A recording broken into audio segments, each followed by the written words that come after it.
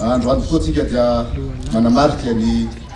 falasan'ny tompona Risa Ratsimandrava 18 taona lasa zay lavo tamin'ity toerana ity. Ary tsisy rery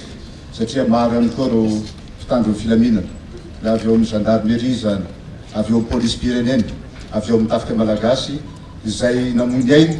ho fiarovana ny vahoaka malagasy, fiarovana an'izy ireo, ho fiarovana ny fananan'izy ireo.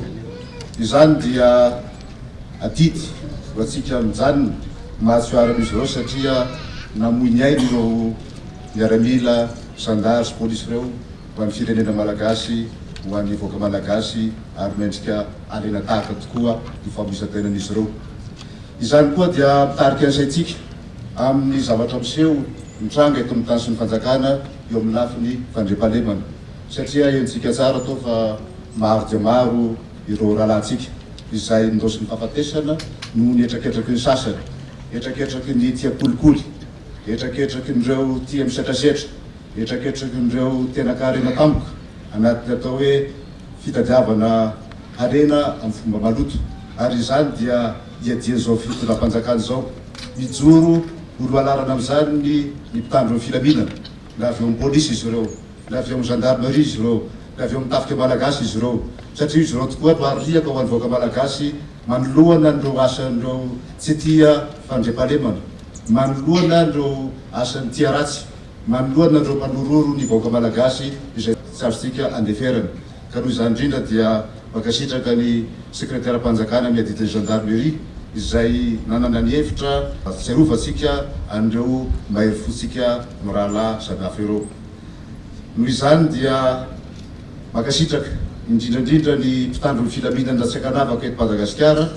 mankasitraka azy ireo amin'ny asa izay iandraikentan'izy ireo, mankasitraka azy ireo amin'ny efa vitany ary efa misaotra azy ireo koa amin'izay mbola ho ataony, satria tokoa dia mbola misy na efa nandray ny andraikitra aza ny fitondram-panjakana dia mbola misy miseho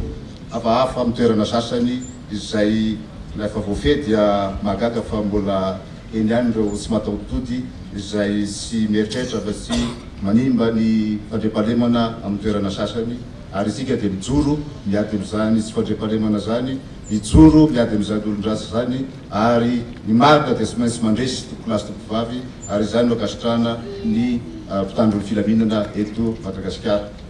Izany koa dia mitarika antsika ihany koa ho an'ny vahoaka malagasy mba hifametana hatrany amin'ny mpitandron'ny filaminana, satria ny fiarahan'ny mpitandron'ny filaminana sy ny vahoaka malagasy dia hery lehibe anankiray ahafahantsika mandresy an'izany ratsy zany, ahafahantsika mandresy an'ireo mpanororo ny vahoaka malagasy zany, ahafahantsika mandresy an'ireo daharo samihafa na ambony latabatra zany na any antsaha. Koa aokitsika vahoaka malagasy, aokitsika folo alida, itsika mpitandron'ny filaminana irahina rina nireo mpitondratsika mba ahafahantsika mampandro fahalemana ny tany, ahafahantsika mampandroso ny tanindrazantsika iombonana.